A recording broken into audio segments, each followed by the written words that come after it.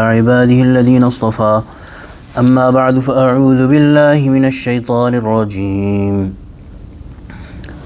ولا تفسدوا في الأرض بعد إصلاحها وادعوه خوفا وطمعا إن رحمة الله قريب من المحسنين وهو الذي يرسل الرياح بشرا بين يدي رحمته حتى إذا أقلت سحابا ثقالا سقناه لبلد ميت فأنزلنا به الماء فأخرجنا به من كل الثمرات كذلك نخرج الموتى لعلكم تذكرون والبلد الطيب يخرج نباته بإذن ربه والذي خبث لا يخرج إلا نكدا كذلك نصرف الآيات لقوم يشكرون صدق الله العظيم وبلغنا رسوله النبي الكريم ونحن على ذلك من الشاهدين والشاكرين والحمد لله رب العالمين.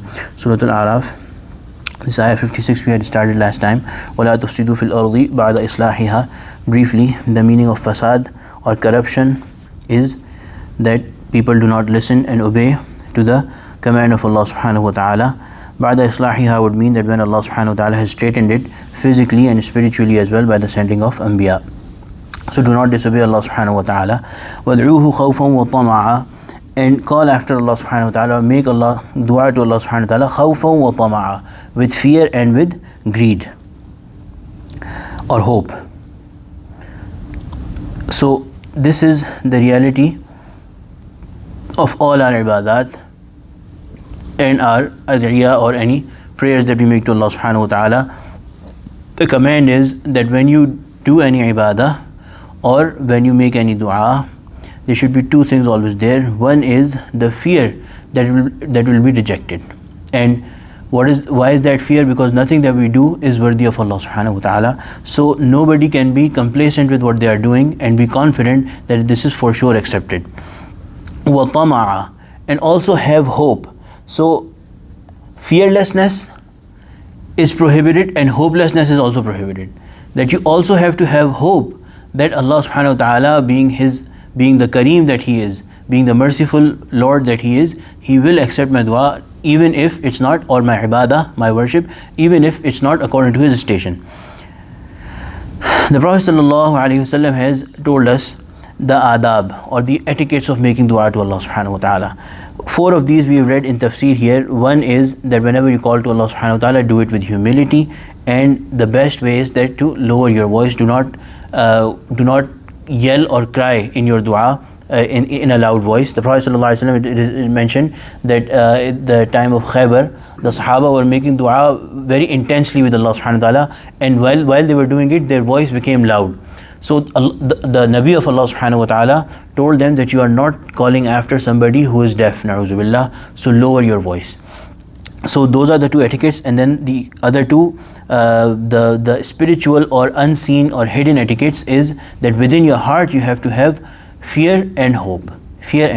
And this is the state of the Muslim all its life, that fear and hope have to go hand in hand. Some muhaqqiqeen, some ulama have said that when a person is young and when a person has energy, they have a lot of energy to go in the wrong direction, in the direction of sinning and disobedience to Allah subhanahu wa ta'ala, they should remind themselves about the fear of Allah subhanahu wa ta'ala. They should keep on thinking about how things of fear, so that they stay under control. And when they grow old and when they become in a state where they are not able to do a lot, then they should think about aspects of hope from Allah subhanahu wa ta'ala, as proven from the Sahaba as well, that you think about hopeful things, that how merciful Allah is, how Kareem Allah is, so that you do not become hopeless at the time of your death. Some ulama, it is written in the tafsir, that some ulama have went with the meaning that different people are of different nature. For some, hope works better. For some, fear works better. So for whatever is according to their nature, if they are out of control, if they like to sin a lot, or they have these spirits and these passions of sinning a lot, then they should work on fear of Allah subhanahu wa ta'ala. And for those who are for whom the thinking about love and hope from Allah subhanahu wa ta'ala works better, then they should work more on hope. even when these things are present. The next sentence of this ayah, the next phrase, Inna rahmatallahi qareebun min al-muhsineen. Ulama have written that this sentence here, Allah subhanahu wa ta'ala has placed it here, because where Allah subhanahu wa ta'ala said, Ud'u rabbakum tadarru'an wa khufya, Allah subhanahu wa ta'ala said, Innahu la yuhibbul mu'tadeen. Allah subhanahu wa ta'ala does not like the people who transgress beyond the limits. So that is not a sentence that creates a lot of hope. But where Allah subhanahu wa ta'ala is specifically talking about khawf and tama', or fear and hope, what has Allah subhanahu wa ta'ala said? Inna rahmatallahi qareebun min al-muhsineen.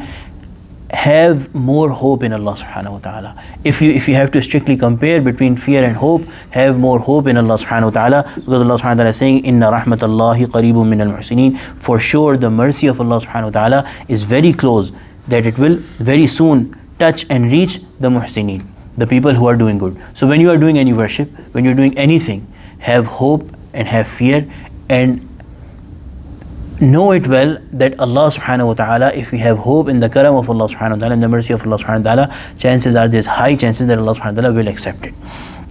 In fact, to this effect, there is a hadith of the Prophet sallallahu alaihi wasallam as well, where the Prophet sallallahu alaihi wasallam has recommended that whenever any one of you is making dua to Allah subhanahu wa ta'ala, they should think in their mind at that time when they are making dua, they should have no doubt that this dua will be accepted. So this is how we should be. وَهُوَ الَّذِي يُرْسِلُ الرِّيَاحَ بُشْرًا بَيْنَ يَدَيْ رَحْمَتِهِ. And after this, Allah subhanahu wa ta'ala has continued giving some ayat, some signs of the mercy of Allah subhanahu wa ta'ala. وَهُوَ الَّذِي يُرْسِلُ الرِّيَاحَ. Think about Allah subhanahu wa ta'ala. Who's Allah subhanahu wa ta'ala? He is the one who sends down يُرْسِلُ الرِّيَاحَ بُشْرًا بَيْنَ يَدَيْ رَحْمَتِهِ, who sends the wind carrying good news before His blessings, which refers to the rain. So the fresh, cool wind breeze that comes before the rain, it creates a feeling of pleasure. We become alive with that wind, a feeling of liveliness that comes, that Allah is the one who sends that breeze, and that gives you good news and gives you pleasure, and invigorates you before the actual blessing. So the news of that blessing also pleases you, and this is Allah subhanahu wa ta'ala who does that. حَتَّى إِذَا أَقَلَّتْ سَحَابًا ثِقَالًا سُقْنَاهُ لِبَلَدٍ مَيِّتٍ فَأَنزَلْنَا بِهِ الْمَاءَ فَأَخْرَجْنَا بِهِ مِنْ كُلِّ الثَّمَرَاتِ. So these breezes keep on coming, the wind, until they lift up the heavy clouds, and then those clouds are driven. We drive them to a dead land, to that land where there is no vegetation, which is in need of the mercy of Allah subhanahu wa ta'ala. Allah subhanahu wa ta'ala sends down His mercy there. From this, ulama have said that those people who are spiritually dead, who are sinful, and who are in a way away from Allah subhanahu wa ta'ala, the mercy of Allah subhanahu wa ta'ala, Allah subhanahu wa ta'ala is even more merciful towards those people if they turn to Allah subhanahu wa ta'ala. If they call after Allah subhanahu wa ta'ala, Allah subhanahu wa ta'ala is waiting for them. Allah subhanahu wa ta'ala diverts His attention towards them with even more mercy. That Allah subhanahu wa ta'ala is saying that we send the clouds, we command the winds essentially to take the heavy clouds to libaladim mayyitin, that they go to the dead land. فَأَنزَلْنَا بِهِ الْمَاءَ. Then we send down the rain from those clouds and the wind. فَأَخْرَجْنَا بِهِ مِنْ كُلِّ الثَّمَرَاتِ. And then all the fruits of the earth, they start to come forth. كَذَلِكَ نُخْرِجُ الْمَوْتَى لَعَلَّكُمْ تَذَكَّرُونَ. And this is how we will bring forth all the dead. لَعَلَّكُمْ تَذَكَّرُونَ. This is a reminder for you, so that you may learn a lesson. So those mushrikeen, they had presented a doubt that how will Allah subhanahu wa ta'ala pull us out of the earth when everyone is dead and have become clay, and the particles of dust have been spread out. How will Allah subhanahu wa ta'ala bring out everyone in their form on the day of judgment? So this is how Allah subhanahu wa ta'ala shows you that Allah subhanahu wa ta'ala does it all the time, right before your eyes, that every single fruit and every single plant, whatever is in there, Allah subhanahu wa ta'ala collects it, and Allah subhanahu wa ta'ala brings it out of the earth right before your eyes. So how can you doubt that Allah subhanahu wa ta'ala will bring all of you out from the earth even after you are dead and you have become converted to particles? وَالْبَلَدُ الطَّيِّبُ يَخْرُجُ نَبَاتُهُ بِإِذْنِ رَبِّهِ. And the good land, that from that land, يَخْرُجُ نَبَاتُهُ بِإِذْنِ رَبِّهِ, with the permission of its Lord, vegetation comes out. وَالَّذِي خَبُثَ لَا يَخْرُجُ إِلَّا نَكِدًا. And the bad land, there is nothing that comes out of it except what is bad. So this is again a teaching here, that the teachings of the prophets, the teachings of the Quran, the teachings of the ulama, the mashayikh, all of them, they are common, and they come down on people like rain. So they don't selectively give their teachings, but their blessings are common. The Nabi is giving a teaching, and the science that he has brought, it is open for everyone, but only the good hearts, only the accepting hearts, they will bring out iman from it. They will bring out the vegetation or the useful stuff of iman that is going to save them. Otherwise, وَالَّذِي خَبْءُ لَا يَخْرُجُ إِلَّا نَكِيدًا, the bad lands, the bad hearts, they do not produce anything except hatred and arrogance and disputation. كَذَلِكَ نُصَرِّفُ الْآيَاتِ لِقَوْمٍ يَشْكُرُونَ. Thus we alternate the verses in various ways. So we use different ways to clarify the thing to you. For the people who لَعَلَّهُ لِقَوْمٍ يَشْكُرُونَ, the people who pay gratitude, and the gratitude is that they listen and they obey.